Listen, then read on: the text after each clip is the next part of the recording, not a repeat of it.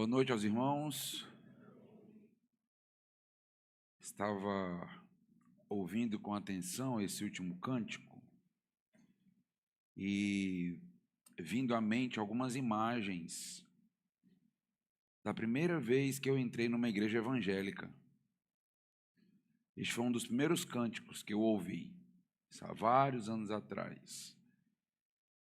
E quem chega a primeira vez a uma igreja evangélica, eu não sei se você está aqui pela primeira vez, mas há um senso ao mesmo tempo de beleza e estranheza. A gente acha algo muito legal, mas ao mesmo tempo muito estranho daquilo que nós fazemos no dia a dia, está um pouquinho fora da nossa realidade. E eu lembro de ter esse tipo de sensação, de achar encantador os louvores. Na igreja que eu fui na primeira vez, tinha um rapaz na frente que ele dirigia todos os cânticos e estava regendo a igreja cantando forte e ouvindo a pregação do pastor e me encantando com a igreja do Senhor Jesus, aprendendo a amar essa instituição. Louvado seja Deus pela igreja de Cristo. A igreja do Senhor Jesus Cristo é uma instituição linda, belíssima e que tem feito grande diferença no mundo. E eu louvo a Deus por ela. O título da mensagem que nós iremos desenvolver essa noite é: Deus é o nosso sustento. Vamos orar. Deus amado, Deus todo-poderoso, é isto mesmo. Queremos declarar que o Senhor é quem nos sustenta. O Senhor é quem nos mantém no meio da tormenta, nos momentos mais difíceis da vida. É o Senhor quem nos segura para que a gente não venha a afundar. Nós te agradecemos e louvamos, porque a tua presença é constante, porque o Senhor está a todo momento nos redirecionando, nos fortificando, nos dando coragem, visão, desejo de prosseguir, eliminando qualquer senso de desistência do nosso coração. Te louvamos porque todo o mérito de permanecermos e continuarmos na vida cristã é do Senhor. Que o Senhor continue, ó Deus, nos abençoando com a tua mão poderosa, nos protegendo, segurando, encaminhando, porque necessitamos de mais. Queremos te agradecer por essa noite e pedir por toda a exposição. Em nome de Jesus, amém. Eu não sei se você já teve a experiência de se sentir meio que perdido, tendo que tomar decisões, tendo que ter uma direção, mas não sabendo exatamente para onde ir, o que fazer, como fazer, olhando para um lado, não conseguindo enxergar nenhuma saída, nenhum modo de operar, olhando para o outro, não encontrando resposta. Talvez, diferentemente do apóstolo Paulo e de alguns marinheiros que iremos perceber essa noite, numa viagem a caminho de Roma, nós não estejamos em um navio no meio de uma grande tempestade, correndo risco de vida. Mas a vida é algo bem parecido com isso em alguns momentos. A tempestade pode até não ser num mar, as ondas bravias, o vento, mas às vezes a tempestade parece surgir e se levantar na nossa saúde, na nossa família, nas finanças, crise de fé e muitas lutas. Há momentos na vida, meus irmãos, que a gente parece perder toda a nossa referência. O texto bíblico que nós vamos estudar hoje diz algo assustador, mas que é muito realista na vida das pessoas. Alguns homens, numa situação muito difícil, olharam para todos os lados e disseram: não há mais esperança. Tentamos de tudo, não tem mais nenhum tipo de esperança. Essa frase descreve o que talvez você já tenha sentido em algum momento. Ou pode descrever o que você está sentindo agora, aqui sentado conosco. Atos, capítulo de número 27, é uma história de como Deus agiu quando tudo parecia naufragar. Abra sua Bíblia, Atos, capítulo de número 27.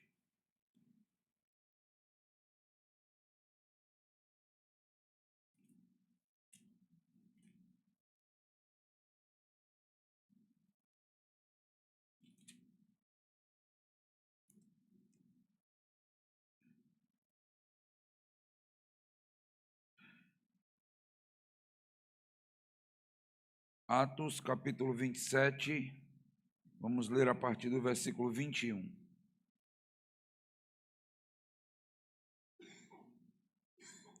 Havendo todos estado muito tempo sem comer, Paulo, pondo-se em pé no meio deles, disse: Senhores, na verdade, era preciso terem me atendido, e não partir de Creta, para evitar esse dano e perda. Mas agora aconselho que tenham coragem, porque nenhuma vida se perderá, mas somente o navio. Porque essa mesma noite, um anjo do Deus a quem pertenço e a quem sirvo esteve comigo, dizendo: Paulo, não tenha medo. É preciso que você compareça diante de César. E eis que Deus, por sua graça, lhe deu todos os que navegam com você. Portanto, senhores, tenham coragem, pois eu confio em Deus, que tudo vai acontecer conforme me foi dito. Porém, é necessário que sejamos arrastados para alguma ilha. Quando chegou a 14ª noite, sendo nós batidos de um lado para o outro no mar Adriático, por volta da meia-noite, os marinheiros pressentiram que se aproximavam de alguma terra e, lançando a sonda, viram que a profundidade era de 36 metros. Passando um pouco mais adiante, tornando a lançar a sonda, viram que a profundidade era de 27 metros. E receosos de que fôssemos atirados contra lugares rochosos, lançaram na popa 4 âncoras e oravam para que rompesse o dia. Nisto, os marinheiros tentaram escapar do navio, arriaram um bote no mar, a pretexto de que iam largar âncoras na proa. Paulo disse ao centurião e aos soldados: se estes não permanecerem a bordo, vocês não poderão se salvar. Então os soldados cortaram os cabos do bote e deixaram afastar-se. Enquanto amanhecia, Paulo rogava a todos que se alimentassem, dizendo: hoje é o 14º dia em que, esperando, vocês estão sem comer, não tendo provado nada. Por isso peço que comam alguma coisa, pois isto depende da sobrevivência de vocês, porque nenhum de vocês perderá nem mesmo um fio de cabelo. Tendo dito isso, pegando um pão, deu graças a Deus na presença de todos, e depois de o partir, começou a comer. Todos ficaram animados e se puseram também a comer. Estávamos no navio 276 pessoas ao todo. Refeitos com a comida, aliviaram o navio, jogando o trigo no mar. Quando amanheceu, não reconheceram a terra, mas avistaram uma enseada, onde havia uma praia. Então consultaram entre si se não podiam encalhar ali o navio. Cortando os cabos das âncoras, deixaram que ficassem no mar. Soltaram também as amarras do leme e, alcançando a vela de proa ao vento, dirigiram-se para a praia. Dando, porém, num lugar onde suas correntes se encontravam, encalharam ali o navio. A proa encravou-se e ficou imóvel, mas a polpa se despedaçava pela violência das ondas. O parecer dos soldados era que os presos deviam ser mortos, para que nenhum deles fugisse nadando. Mas o centurião, querendo salvar Paulo, impediu-os de fazer isso.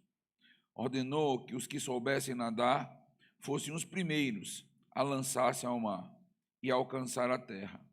Quanto aos demais, que se salvassem uns em tábuas e outros em destroços do navio. E foi assim que todos se salvaram em terra. Antes, meus irmãos, de entrar em 3 grandes consolos que eu quero que os irmãos percebam dentro desse texto, consolo que trará aí lições valiosas para o nosso coração, é preciso que a gente possa sentir um pouco dessa descrição que está sendo feita por Lucas. Atos 27, meus irmãos, é uma verdadeira aula sobre a providência de Deus.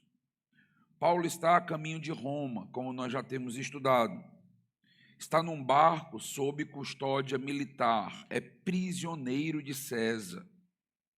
Mas, apesar de tudo aparentar que está dando errado na vida do apóstolo Paulo, e é interessante que é um problema atrás do outro, Paulo é espancado, Paulo é preso, Paulo é julgado de maneira injusta, cai na mão de um juiz corrupto, chega outro, é corrupto também, e aí Paulo é levado para o barco parece afundar, e as coisas estão de mal a pior na vida do apóstolo, as coisas parecem não se resolverem. Esta é a cena que nós estamos percebendo.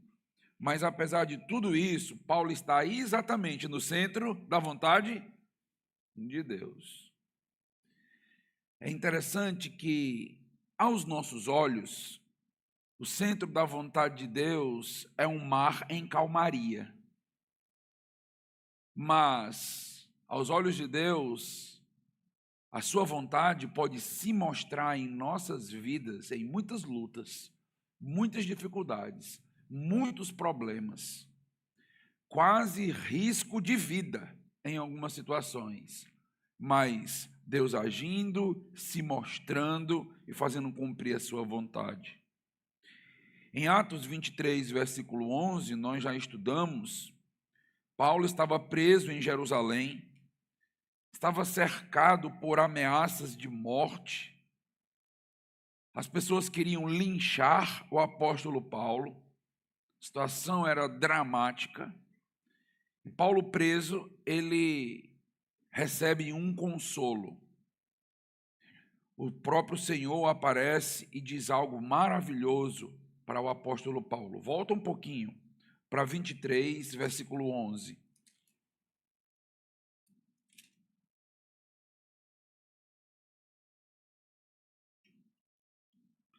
Olha que texto belo. Na noite seguinte, o Senhor, pondo-se ao lado de Paulo, disse: coragem, pois assim como você deu testemunho a meu respeito em Jerusalém, é necessário que você testemunhe também em Roma. O próprio Senhor visita Paulo. O próprio Senhor aparece na prisão e acalma o coração do seu apóstolo, o tranquiliza, o consola, o conforta e diz para o apóstolo: olha, eu tenho uma grande obra para ser feita, ainda através da sua vida. Eu vou te encaminhar de Jerusalém para Roma, você vai chegar lá ainda. E o que chama a atenção no versículo 11 de Atos 23 é o encorajamento. Coragem, Paulo, coragem. Porque muitas vezes é o que a gente precisa ouvir também, não é? Coragem. Levanta a cabeça, continua, Deus quer te usar, Deus vai fazer a obra, tem muita coisa ainda para acontecer, não é a hora de esmorecer, não é a hora de desanimar. Coragem, Paulo, coragem. Roma não era um plano pessoal do apóstolo Paulo, não era um projeto individual. Roma era um decreto. Roma era a vontade de Deus para o apóstolo Paulo, por isso iria acontecer. Mas entre a promessa de Deus e o cumprimento dessa promessa, havia literalmente um mar revolto. Já percebeu quantas vezes aparece nas Escrituras um mar revolto? Ondas bravias, ameaçadoras.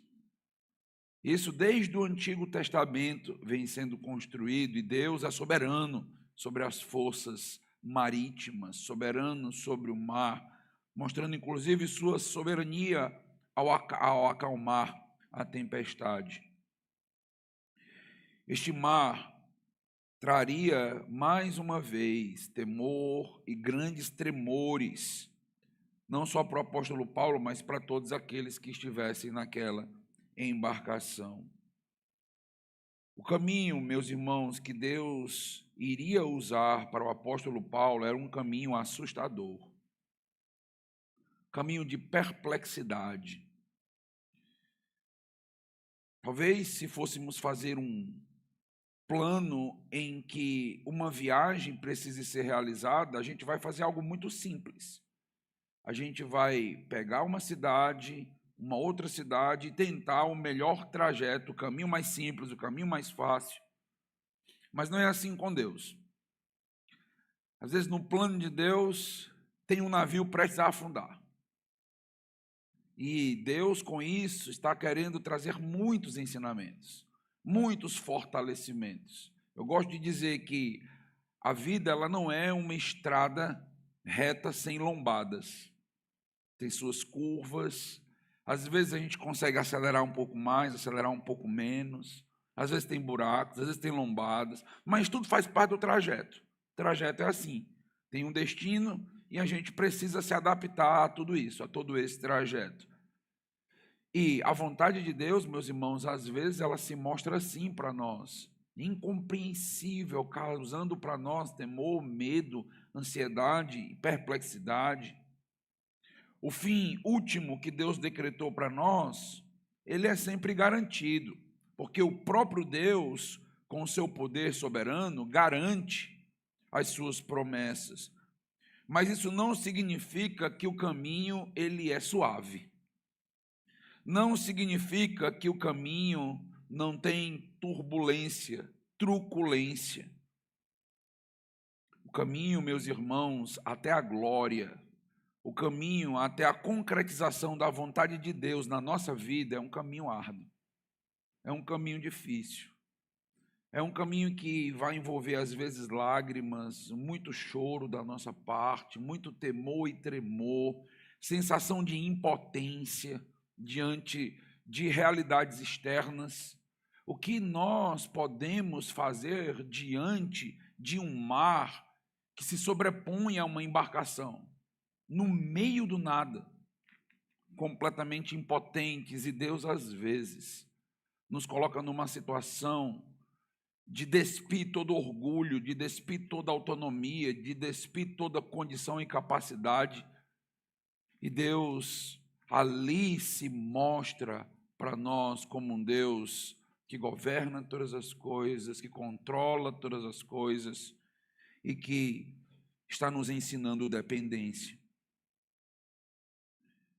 Atos 27 mostra uma progressão do problema. Desde o versículo 14 é dito que um vento chamado Euroaquilão se levanta, um vento conhecido como um vento vindo do nordeste, muito forte sobre o mar.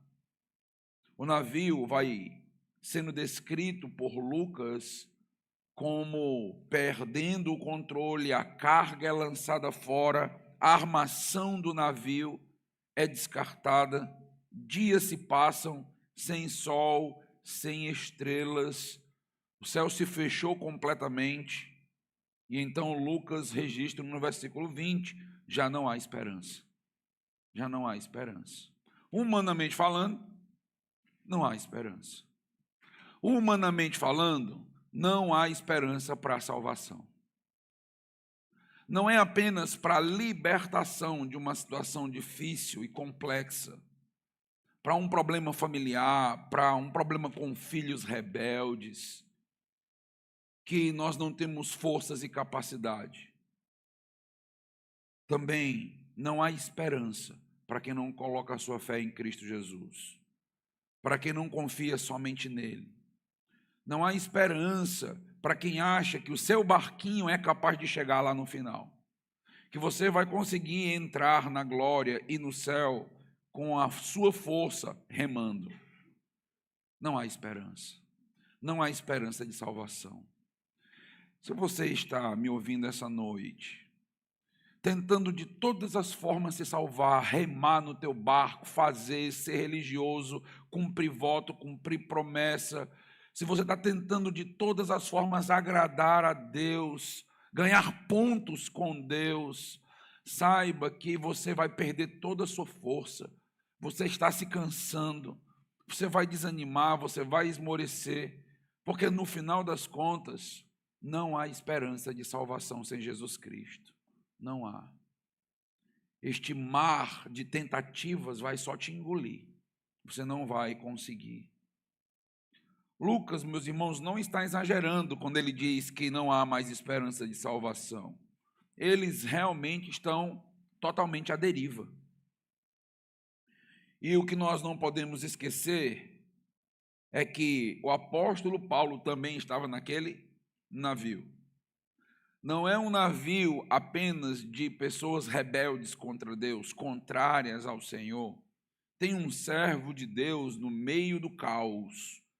Tem um servo de Deus no meio de toda aquela anarquia, passando pelas mesmas lutas e dificuldades que todos os descrentes. Isso é importante, porque às vezes nós achamos e cremos que se fomos salvos, Deus não vai permitir que a gente passe pelas mesmas lutas que os descrentes passam. Mas isso não é verdade. Um crente também tem câncer. Um crente também luta com seus filhos. Um crente também luta para manter um casamento sólido e forte. Um crente também vai lutar com colegas de trabalho. Então nós estamos no mesmo barco. A diferença é que nós temos o Senhor, e o Senhor abastece a nossa fé. O Senhor nos encoraja, o Senhor nos consola, o Senhor nos reanima quando nós mais precisamos, como nós iremos ver. Deus aparece, Deus surge, Deus consola, Deus fortalece, Deus diz: tenha coragem, tenha coragem. Eu tenho um plano para você, eu tenho uma obra para você. Às vezes lemos o texto como se Paulo estivesse imune ao que está acontecendo, ou pelo menos imune emocionalmente ao caos. Mas o texto não diz isso. Paulo também era humano. Cuidado para não ler os personagens bíblicos colocando eles numa categoria sobre-humana. Todos eles também choram, também temem, também passam por momentos de crise, de ansiedade. Não é por acaso que Deus aparece e diz: tenha coragem. Normalmente isso acontece quando o nosso ânimo e a nossa coragem já está desfalecendo, já está acabando. Paulo também sentia o balanço do navio. Paulo também via aquele desespero. Ele sabia que se o navio afundasse, dificilmente alguém conseguiria sobreviver. É verdade que a promessa de Deus existia para Paulo, mas a tempestade também era real. O navio afundando também era real. E aqui é onde nós entramos, às vezes, num dilema, né? Numa crise.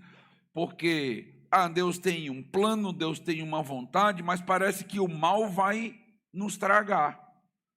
Parece que aquilo que vai bloquear, barrar a vontade soberana de Deus está crescendo, está se multiplicando e a gente não consegue andar, não conseguimos caminhar e ficamos numa tensão, ficamos numa crise. Mas Deus quer isso, mas e isso? Será que isso não vai atrapalhar? E agora? E esse barco? E esse mar? É tenso. Mas foi, meus irmãos, naquele momento crítico da viagem que aconteceu mais uma vez um encontro brilhante. Mais uma vez, o Deus das consolações atinge o coração de Paulo em cheio. Olha o que diz os versículos 23 e 24 de Atos 27. Essa mesma noite, um anjo de Deus, de quem eu sou e a quem eu sirvo, cadê as canetas de 3 cores? Está aí, marca aí. Esteve comigo dizendo: Paulo, não temas. É preciso que compareças perante César, e eis que Deus te deu todos quantos navegam contigo. É preciso, Paulo, que você compareça diante de César. Por que mais uma vez, é a terceira vez, que Paulo tem a mesma mensagem? É preciso que você vá para Roma. É preciso que você compareça diante de César. Meus irmãos, nós precisamos relembrar as promessas de Deus ao nosso coração no meio da luta, no meio do sofrimento, no meio da angústia, no meio da batalha, porque há uma tendência humana de esquecer. Há uma tendência humana das coisas crescerem tanto aos nossos olhos que as promessas de Deus vão diminuindo, diminuindo, diminuindo, e a gente já não consegue mais vê-las da mesma forma. E é nesses momentos que Deus surge e lembra a verdade, lembra a palavra. Perceba que não existe aqui uma grande novidade para o apóstolo Paulo, ele já conhecia essa verdade. Ele já sabia dessa promessa, Deus já tinha dito isso para ele, mas ele precisava ouvir de novo a mesma promessa, a mesma verdade, o mesmo consolo, o mesmo conforto. Ele precisava lembrar do plano de Deus para a vida dele, para que ele realinhasse afetos, pensamentos, sentimentos, ações, porque Paulo precisava ser usado naquela embarcação, como nós vamos ver, ele é grandemente usado ali, entre inclusive descrentes. Deus queria utilizar, mas Deus precisava cuidar dele primeiro. Meus irmãos, eu tenho experimentado disso no decorrer dos anos. Quando Deus chama um homem ou chama uma mulher para cuidar de outras pessoas e ser bênção na vida de outras pessoas, Deus precisa cuidar primeiro da gente. Porque se Deus não nos consolar e não nos encorajar, nós não vamos conseguir fazer isso na vida de ninguém. Então, tudo começa no agir de Deus no coração do seu servo. Tudo começa quando Deus se encontra conosco, quando Deus fala conosco, trabalha na nossa vida. Às vezes você se depara com um irmão tão encorajado, tão animado, tão alegre. Não tem pessoas que quando a gente se encontra, essas pessoas nos arrastam e dizem: vamos, não para, vai dar certo, as coisas vão funcionar. Provavelmente essa pessoa já foi encorajada por Deus, porque ela também é humana. Provavelmente Deus já disse para essa pessoa muitas vezes: coragem, coragem, levanta a cabeça, olha para o meu plano, lembra das minhas verdades. E essa pessoa é usada na vida de outras pessoas para gerar encorajamento. e criar um ambiente de fé e um ambiente de esperança. Não percam de vista que no versículo 20, nós vimos que eles chegaram à constatação: não há mais esperança. Paulo vai ser a chama da esperança naquele barco. Mas para que essa esperança exista no coração de Paulo, Deus precisa gerar isso. Deus precisa colocar isso sobrenaturalmente. Não é a circunstância, não é o momento, não é o episódio. Olhar para as circunstâncias não gera chama de esperança. Já viu isso? Já percebeu? Porque você olha para as circunstâncias, tudo que você vê é um mar se levantando cada vez mais, situações cada vez mais difíceis, cada vez mais inimigos, problemas, dificuldades. Então, olhar para as circunstâncias não gera esperança. A fonte que abastece a esperança no coração do crente não são as circunstâncias. É intimidade com o Senhor. É contato com Deus. É quando Deus se encontra conosco e nos lembra das suas verdades. E a sua palavra fala a nossa alma. E naquele momento ressurge a nossa alma.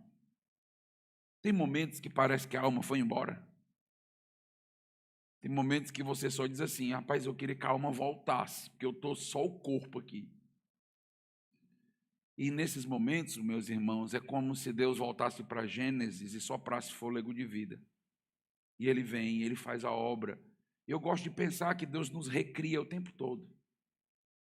Sim, Ele criou literalmente o homem lá, mas Deus sabia que a nossa alma tenderia a sair da gente. E Ele vem, Ele abastece, Ele gera essa esperança necessária. Outro aspecto importante que nós vemos aqui, que nós notamos nos momentos mais críticos da vida de Paulo, Deus sempre estava presente, renovando a promessa.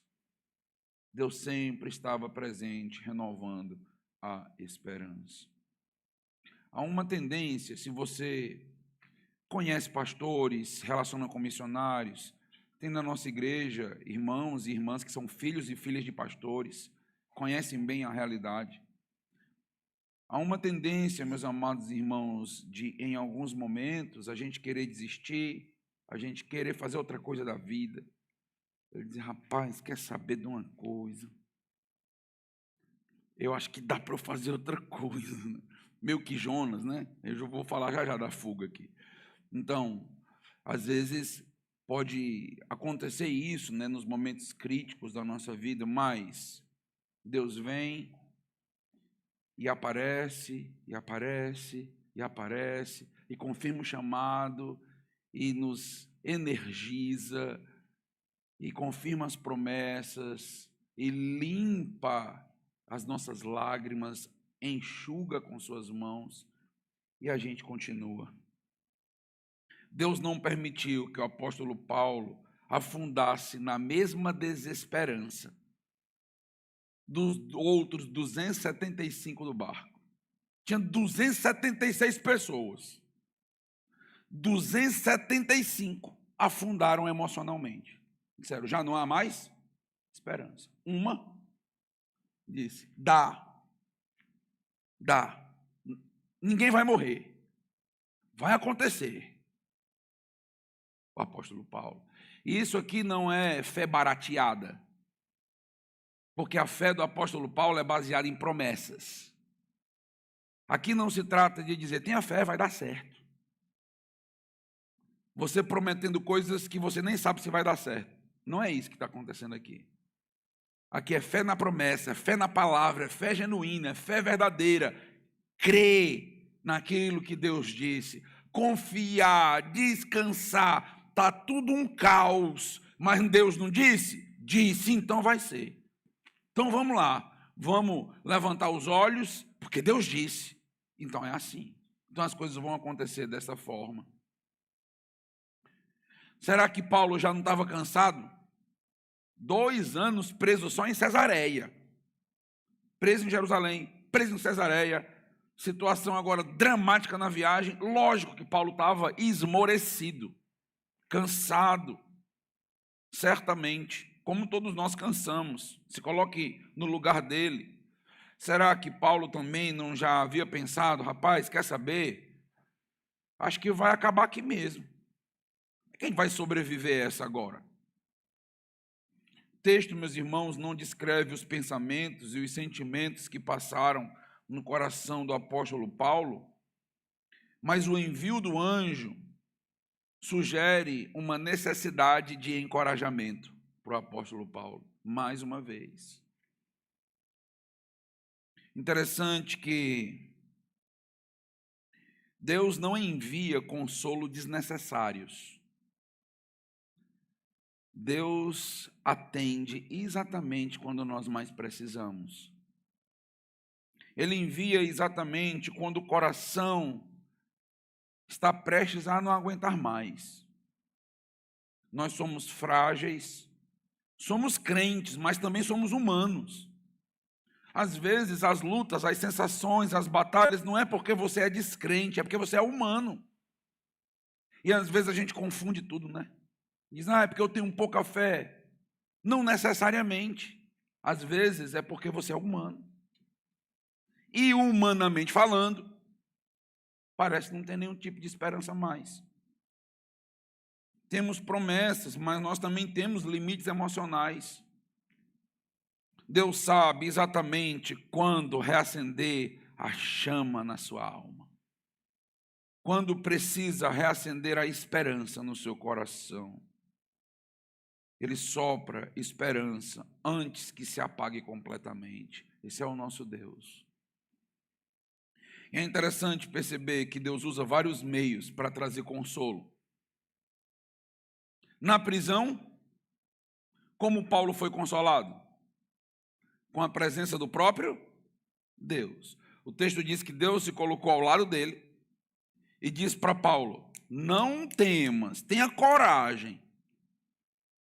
Agora, Deus envia um mensageiro. Agora não é mais Deus, é um anjo do Senhor. E ele é enviado para que ele possa trazer o consolo que Paulo precisa. É basicamente o mesmo consolo. É basicamente a mesma promessa. Não desanime, tenha coragem, você vai chegar em Roma. Palavra do Senhor e a palavra do anjo. Porque se a palavra do anjo fosse diferente da palavra do Senhor, qual era a palavra que estava certa? Mesmo que um anjo venha e pregue evangelho, diferente do qual já vocês conhecem, que seja maldito, anátema. Mensagem do anjo precisa ser a mensagem de Deus. E é exatamente o que acontece. É de Deus. Deus encoraja. Deus traz ali o conforto para o servo dele. Deus, meus irmãos, usa todo tipo de arsenal espiritual para ajudar os seus servos. Deus usa as coisas mais simples, mais banais, as coisas mais extraordinárias. Sim, Deus pode enviar um anjo, porque Deus é Deus, e eu não estou aqui para acorrentar as mãos de Deus e dizer o que Deus pode fazer ou não. Deus sim pode enviar um anjo e trazer para nós consolo, conforto, não é a maneira ordinária das coisas acontecerem, é uma exceção, é um extraordinário, mas Deus pode fazer, caso Ele queira. Nós cremos nisso. Nós cremos em milagres. Nós sabemos que o nosso Deus age de modo sobrenatural neste mundo. Mas Deus, meus irmãos, também nos consola, nos conforta, nos lembra das suas promessas de maneira simples. Às vezes, meus irmãos, lendo a Bíblia e um versículo parece pular da Bíblia para a gente. E Deus fala com teu coração, com aquele versículo, de uma maneira que você não consegue nem compreender. Você diz, eu já li esse texto, mas foi diferente. Foi diferente. A Bíblia mudou? Não. E o que é que está acontecendo? Deus está falando ao teu coração. Deus está te moldando, Deus está te confortando, Deus está te consolando. A palavra de Deus é viva e eficaz, ela é viva. Ela é palavra de Deus, ela não é um livro morto. Ela produz fé, ela produz salvação, ela produz conforto, ela produz consolo. Então é lendo a palavra viva que vida em nós surge, e que Deus fala, e que Deus conforta, é ouvindo uma pregação, quando você estava completamente desanimado, esgotado, esmorecido, e Deus traz exatamente aquilo que você precisava. E o que foi aquilo? Foi Deus. Foi Deus. Deus usando servos, Deus usando a Bíblia, Deus usando uma música, em que você está ali e de repente você escuta aquela música que há muito tempo não ouvia, há muito tempo não escutava, ou você escuta exatamente aquilo que você precisava ouvir. Isso é Deus, usando meios ordinários para falar ao nosso coração e nos dizer: tenha coragem, tenha ânimo, levanta a cabeça, tem um plano para a sua vida. Isso é Deus. Deus continua agindo. Ele age quando muitas vezes recebemos uma mensagem no WhatsApp de um irmão, de um amigo, quando nós revemos uma pessoa que há muito tempo não vemos, e aquela pessoa lembra de algo que era o que a gente precisava ouvir. Tudo isso é Deus orquestrando o universo. Tudo isso é Deus fazendo com que o nosso coração, que tanto necessita, tenha o consolo e o conforto adequado. Isso é Deus.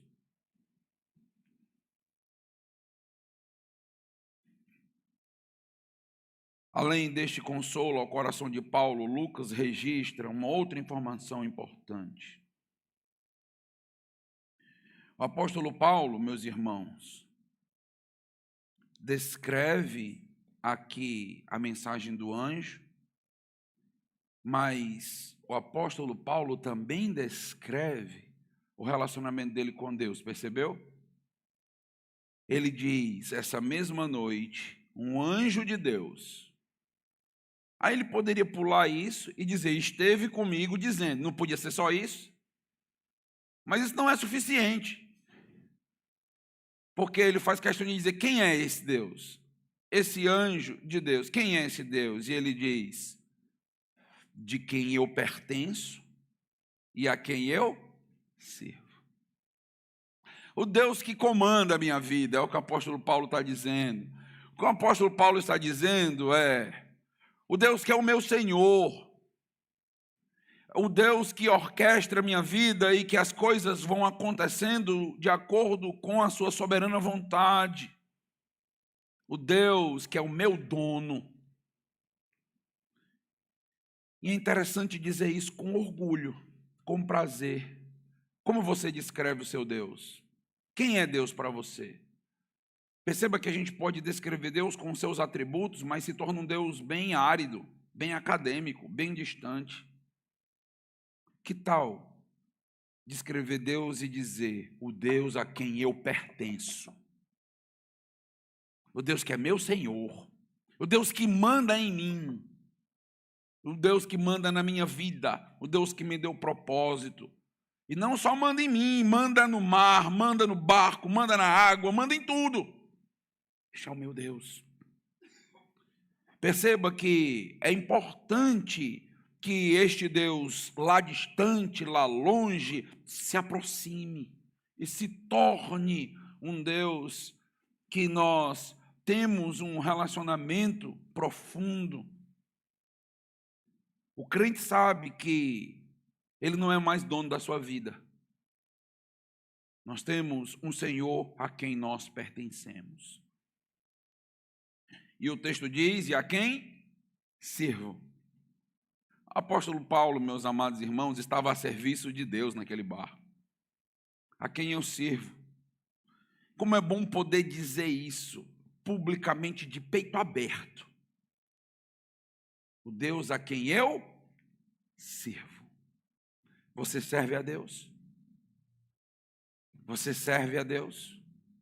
De que maneira você serve a Deus? Você pode dizer isso de maneira honesta e verdadeira: o Deus a quem eu sirvo, o Deus a quem eu dedico a minha vida, dedico o meu esforço, dedico o meu amor. Você pode dizer isso? Este é o apóstolo Paulo. O apóstolo Paulo está nos ensinando a pensar o nosso relacionamento com Deus. Este Deus que manda e comanda todo o universo precisa ser servido. E nós somos os servos. Nós não somos os senhores dessa história. É brilhante. É brilhante a maneira que o apóstolo Paulo vê a Deus. O texto, meus amados irmãos, é rico e registra que este Deus deu a Paulo todos quantos navegam com ele. Perceberam? O texto diz basicamente: Deus te deu todos quantos navegam contigo. É o final do versículo 24. O que essa mensagem nos diz? Nos diz que Deus não salvaria apenas Paulo. Deus, por causa de Paulo, salvaria 275 pessoas. Deus deu a Paulo. Olha que interessante. Como assim Deus deu a Paulo? Sim, ele é o Senhor de todos. Ele é o Senhor da vida. E por causa de Paulo, aqueles marinheiros não morreriam por causa do apóstolo Paulo. Pense nas implicações disso. A vida daqueles homens estava ligada ao propósito e à missão de Deus, mesmo que eles não soubessem. O que eu estou dizendo é, mesmo aqueles que nem querem servir a Deus, servem a Deus, dentro do propósito do Senhor. Fazem parte da missão de Deus. Estão levando Paulo para Roma porque Deus decretou. Mesmo que eles não saibam, mesmo que eles não entendam, mesmo que eles neguem ao próprio Deus. Já parou para pensar que muitas vezes Deus preserva a vida de pessoas incrédulas por causa dos seus servos? Pense nisso. O plano de Deus para a nossa vida envolve outras pessoas para que a gente consiga concretizar a vontade de Deus. Deus sustenta muitas vidas por causa de suas promessas para os seus servos. Deus, em alguns momentos, é capaz de paralisar a foice da morte por causa do seu plano redentor. Como não vemos normalmente o que Deus está fazendo, nós tendemos a acreditar que Deus nem está agindo no meio do problema. Cadê Deus no meio do barco? Deus estava protegendo e segurando a vida de todas aquelas pessoas. Lembre-se desse texto. Deus pode estar conservando muitas vidas por sua causa. Muitos familiares seus podem não ter morrido até agora por sua causa. Porque você é um servo de Deus. E Deus quer fazer um plano na vida deles através de você. E Deus está conservando. Pessoas no seu trabalho podem estar vivas por causa de você. Porque você é o servo de Deus. Isto, meus irmãos, nós não entendemos, nós não sabemos, mas nós estamos vendo o que acontece. Quase 300 pessoas foram livradas da morte por causa de uma pessoa apenas. Um servo de Deus, protegido pelo Senhor, com um propósito do Senhor. Deus não permite que a gente entenda isso para que a gente não se ensoberbeça. Mas é verdade. Deus nos salvou com um propósito para fazer uma obra maravilhosa, uma obra grande. E todos aqueles que vão cooperar para que essa obra aconteça podem ser preservados por causa da obra, por causa do propósito, por causa do servo. Nessa mensagem, eu quero caminhar para ir fazendo o fechamento. Não vou chamar de conclusão, porque senão acha que eu já vou encerrar, por isso que eu vou chamar de fechamento. Com 3 lições muito valiosas sobre o consolo de Deus para a nossa vida. A primeira diz respeito a Deus nos sustentar com a sua presença no meio dos grandes problemas. Nós acabamos de ver isso. Acabamos de ver Deus aparecendo para Paulo, enviando um anjo, os versículos 23 e 24 que nós mencionamos, ali trazendo a lembrança da promessa, trazendo o encorajamento. Mas tem algo bem interessante nesse texto. Queria que você visse comigo o versículo 35. Nota o versículo 35. E eu quero que você faça um exercício. A gente vai ler e você vai fazer esse exercício. Veja se você já ouviu um texto parecido com esse em algum momento. Se você já ouviu algo parecido, olha o que vai ser dito.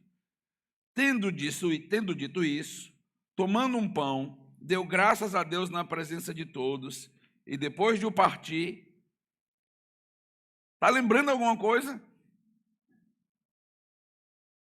A sequência é bem conhecida nossa. Tomou o pão, deu graças, o partiu e disse: toma. Aí os teólogos piram, né? Aqui. O que é isso? O que é isso que está acontecendo? Certamente, Paulo não está celebrando a ceia com descrentes. Isso aqui não é texto base para a gente celebrar a ceia com ateu. Não é disso que se refere esse texto.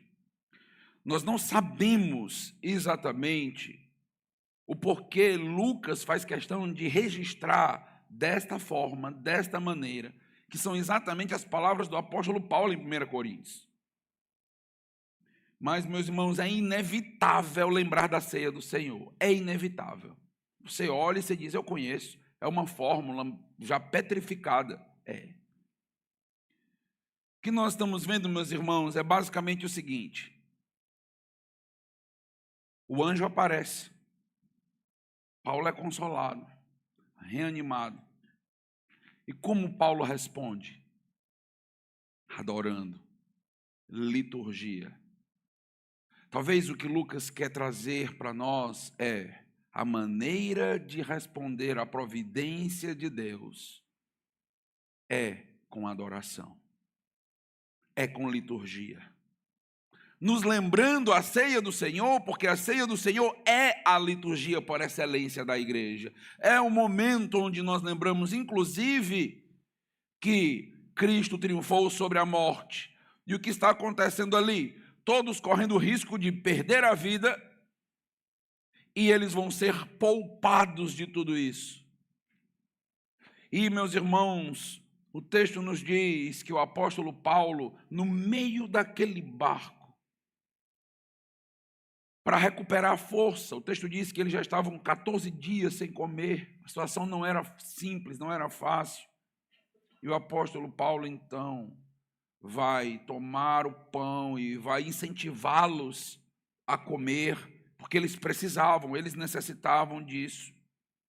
E é interessante como o texto nos diz que o apóstolo Paulo está dando graças a Deus. Está dando graças. O coração foi renovado, o coração foi embebido pela promessa. E o que acontece, meus irmãos, quando recebemos o consolo de Deus, quando Deus fala ao nosso íntimo, quando a palavra nos enche da verdade, a resposta é gratidão. Gratidão. O apóstolo Paulo está agradecendo a Deus, rendendo ações de graças no meio daquele povo, porque ele sabe que Deus vai poupá-los. Ele foi lembrado da promessa, ele sabe o que Deus está fazendo, e agora ele está agradecendo a Deus pelo alimento que eles têm, que irá ajudá-los a sobreviver. Sem aquele alimento, eles não conseguiriam sobreviver. é provisão de Deus, é providência de Deus. E o apóstolo Paulo está olhando para esses detalhes e dizendo: olha, esse pão que nós temos é providência de Deus para a nossa vida. É esse pão que vai manter a nossa vida. E é inevitável pensar no Jesus Cristo, que é o pão da vida, que mantém a nossa vida. O que o texto, meus amados irmãos, está nos dizendo é que Paulo, ele responde a Deus com ações de graças. Nós precisamos corrigir a nossa visão para que a gente não veja só o caos, o problema, a situação que é como um beco sem saída. A gente precisa, meus amados irmãos, pedir a Deus que renove a nossa alma, a nossa força, nos renove nas promessas, para que a gente possa adorá-lo, para que a gente possa agradecê-lo. O apóstolo Paulo é o único, nesse momento, que está agradecendo a Deus. No meio do barco, está ali agradecendo ao Senhor. Segundo consolo, Deus nos sustenta, meus irmãos, quando o medo nos atinge e nos quer fazer fugir. Olha o que é dito nos versículos 30 a 32. Procurando os marinheiros fazer o quê? Fugir do navio, eles começaram a pensar numa estratégia. O texto nos fala que se trata de um pretexto para que eles pudessem abandonar o barco. Eles disseram, o pretexto de largar âncoras da proa não era verdade. O que eles realmente queriam era um pretexto para fugir, para ir embora. Ia descer os botes e eles iam fugir. E o apóstolo Paulo vai dizer para o centurião que era preciso que todos ficassem no barco. Deus tinha garantido a vida deles. Se eles pegassem um bote e saíssem, não tinha mais garantia. A garantia está na promessa de Deus. Garantia de vida e de bênção é baseado na promessa. Ah, não, eu vou agora arranjar uma estratégia própria, o meu próprio meio para conseguir manter minha vida. Vai morrer. Não tem garantias nos nossos planos. Não tem garantias de vida nos nossos projetos. Não tem garantias de ser bem-sucedido nos nossos botes. A garantia está em Deus e na promessa dEle, em fazer aquilo que Ele ordena para nós. Aí está a garantia de vida e de bênçãos. Os marinheiros simplesmente tentam fugir. E é exatamente isso que, às vezes, o medo nos leva a fazer.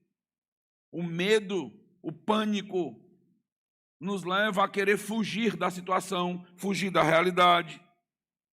Paulo declara: se estes não permanecerem no navio, não poderei salvar-vos. Perceba que Deus prometeu livrar todos da morte que estavam no barco.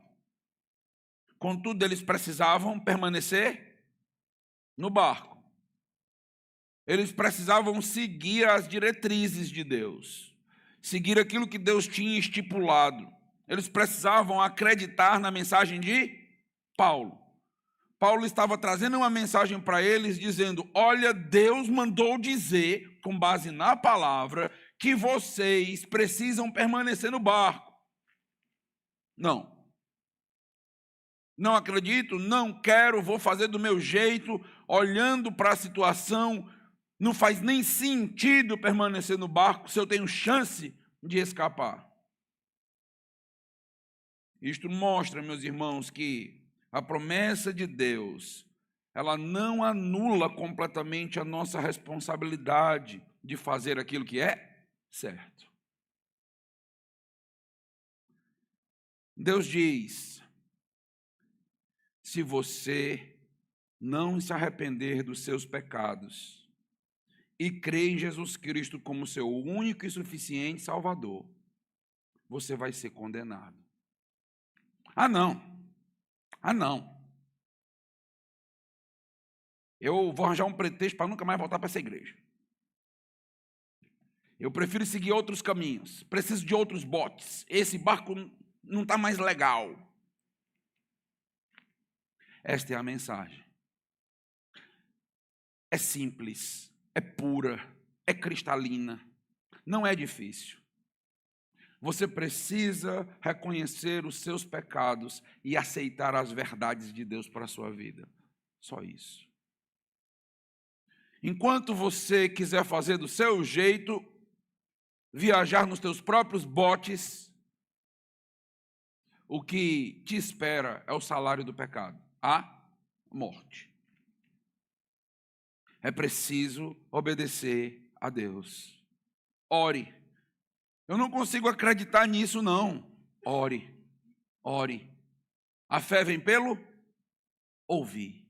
Você está ouvindo a verdade. Ore, Senhor, transforma o que eu estou ouvindo em fé no meu coração. Me faz crer, Senhor, porque a fé é um dom de Deus. Peça ao Senhor, Senhor, me faz crer, me faz aceitar. Eu, por mim mesmo, sou rebelde e os teus planos para mim não fazem sentido, me faz crer.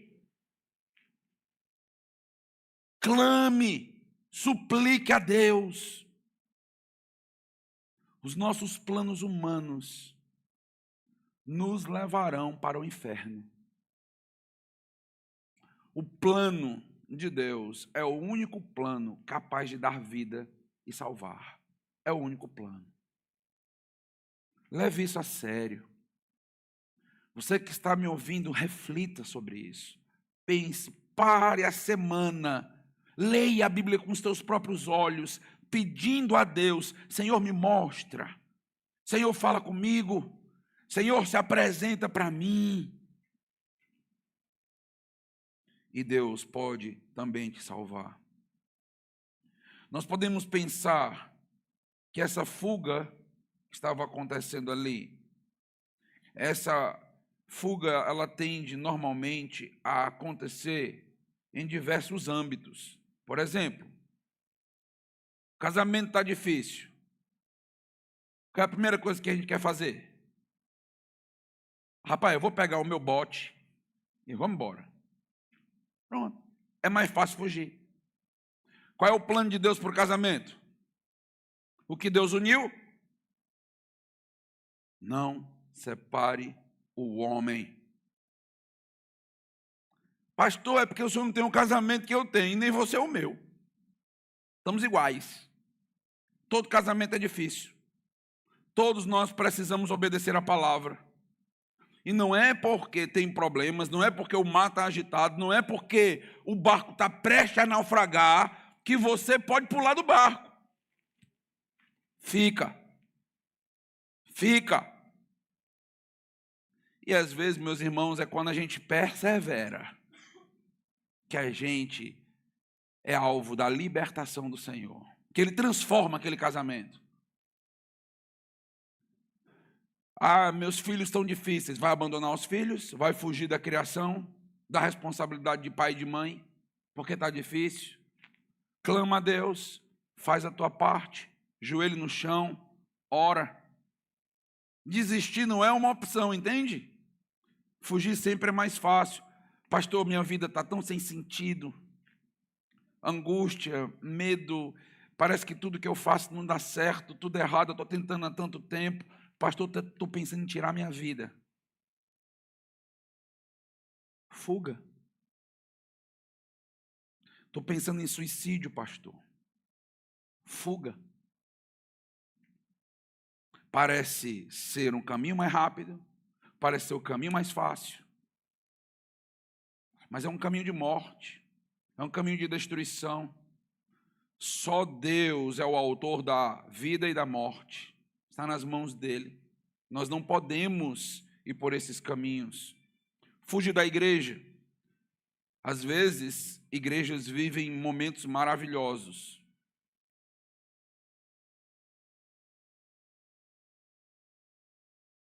Eu só continuo quando acabar.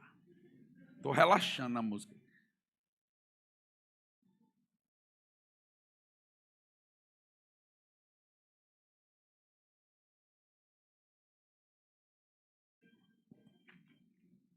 Pronto. Às vezes a gente vive momentos dourados na igreja, momentos maravilhosos, muito bons. Às vezes são momentos difíceis. Momentos que dá vontade de fugir da igreja. Rapaz, quer saber de uma coisa? Eu lá vou para essa sessão. Negócio difícil, negócio complicado, negócio duro. É assim, igrejas são assim. Você já leu o Novo Testamento? Já, né? Pois é. As igrejas são difíceis, são complicadas. O caminho não é fugir. Este é um caminho covarde às vezes, entende? Um caminho mais simples, um caminho mais fácil. Eu não estou dizendo que não tem momento de sair. E não existem situações em que isso pode acontecer. Eu estou dizendo que não é a primeira opção. Então Deus pode fazer uma revolução ali. Desistir de ministério, tomar decisões precipitadas. Meus irmãos, às vezes é só permanecer e aguentar por um tempo que a bênção de Deus nos alcança.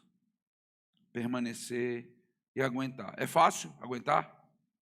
É fácil permanecer? Não, é dificílimo. Dificílimo, mas às vezes é necessário. Às vezes é o que Deus quer. Quantos naufrágios espirituais começam porque alguém decidiu pular do barco e depois não consegue mais encontrar um barco para ficar. Aí começa a pular de igreja em igreja, casamento, perde um casamento, vai para outro, vai para casamento, vai para outro, nada mais faz feliz, é só pulando um do outro. Não chega em lugar nenhum. A decisão mais difícil, às vezes, da nossa vida é permanecer em algumas coisas. Isso não é fácil. Fugir e pular sempre será uma tentação. Grande para nós. Está difícil lá no trabalho. Está difícil me relacionar com o patrão, que é a primeira coisa que a gente pensa. Homem, eu vou pedir a demissão. Eu nasci foi para ser patrão, foi para ser mandado não. Né? Começa já, né? Se tornar empresário na nossa cabeça, automaticamente. Cuidado. E por último, Deus nos sustenta, mesmo quando tudo se desfaz. E aí os versículos 39 a 44 apontam isso. O navio encalha, é a descrição. A polpa começa a se despedaçar inteira. A estrutura do navio se partindo. Mas o texto termina com uma das frases mais poderosas. E assim aconteceu, que todos se salvaram em terra. E assim aconteceu que todos foram salvos. Surpresa para Deus? Os 276 foram salvos. Deus diz, eu salvei os 276. Isso não foi acaso, não foi sorte da correnteza marítima. Fui eu. Eu fiz isso. Deus prometeu que salvaria todos? Sim ou não? Sim, Ele salvou? Deus é fiel, meus irmãos. É difícil acreditar na palavra das pessoas. As pessoas dão uma promessa aqui, daqui a pouco voltam atrás, mudam de ideia, mudam de opinião. Isso não é o Deus da Bíblia, não. Deus da Bíblia é fiel nas suas promessas, por isso que a gente pode descansar nelas.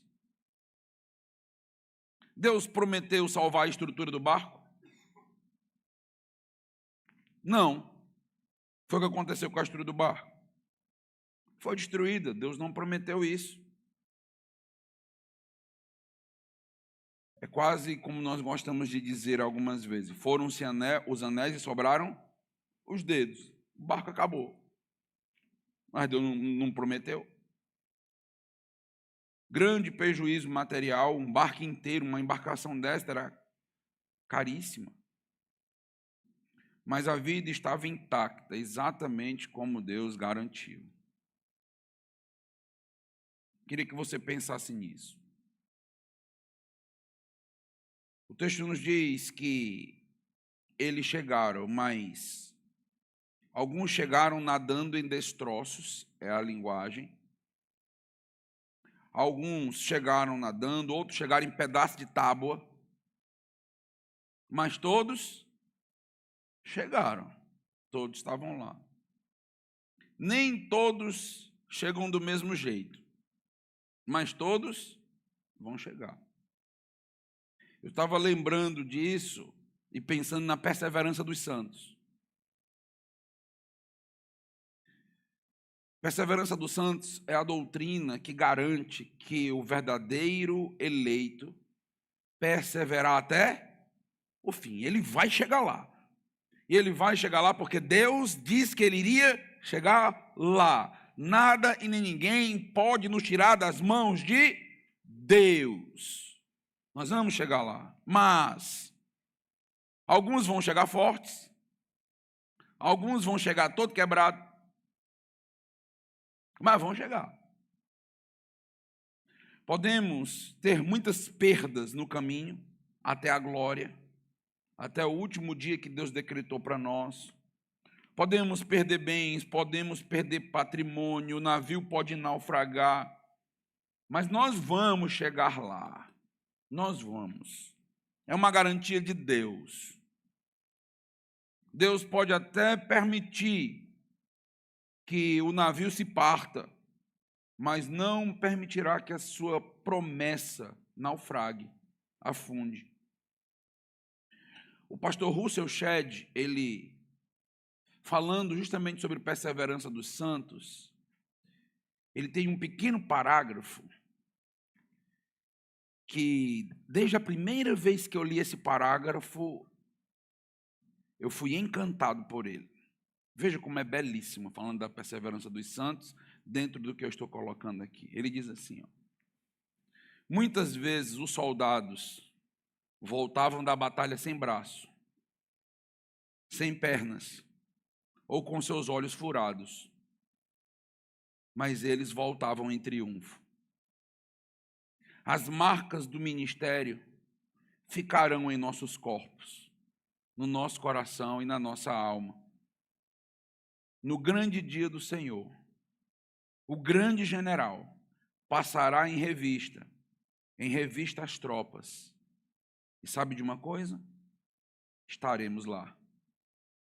Feridos, marcados, mancos, sangrando, mas finalmente estaremos lá. Chegaremos lá, meus irmãos. Por mais difícil que seja, por mais lutas que tenhamos, por mais batalhas que se levantem,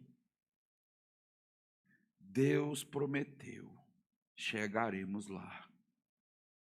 Só continue. Só não desça do barco.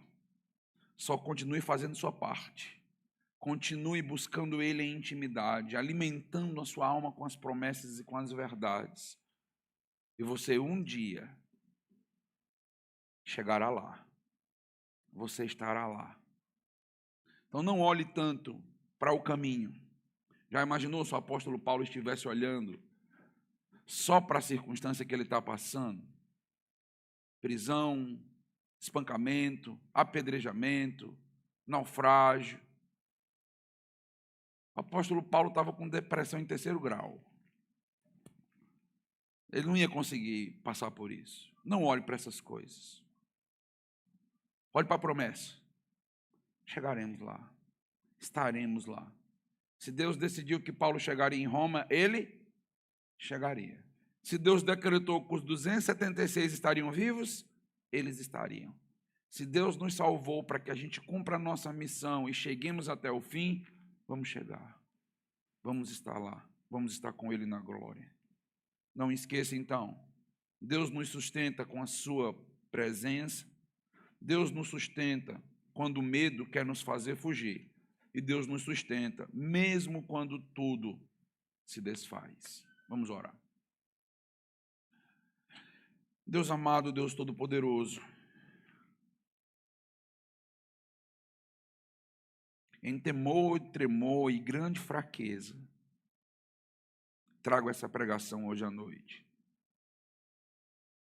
na expectativa de que o Senhor, que é santo e poderoso, efetive a edificação nos corações. É apenas minha voz, é apenas, ó Deus, um estudo, mas o Senhor pode transformar isso em mudança de decisões, mudança de ações, esperança, força, encorajamento. Ó Deus, encoraja teu povo essa noite, que o teu povo possa ouvir nas minhas palavras a tua voz, o teu amor, que o Senhor acenda a chama da esperança no nosso coração, que possamos, ó Deus, repletos de gratidão, dizer em alto e bom som que pertencemos ao Senhor e que a Ti servimos. Usa a nossa vida, Senhor, como o Senhor usou a do apóstolo Paulo, para a Tua honra e glória. E, ó Deus, não deixa a gente esquecer durante a semana inteira, nos problemas, nas lutas, no cansaço, que por mais que não entendamos o Teu plano e fiquemos confusos e perplexos, chegaremos lá, porque nada e nem ninguém pode, ó Deus, barrar a Tua mão poderosa.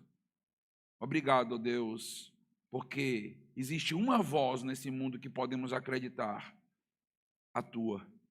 O Senhor não é mentiroso, o Senhor cumpre a Tua promessa, e é isso que nos acalenta a alma. Em nome de Jesus, amém.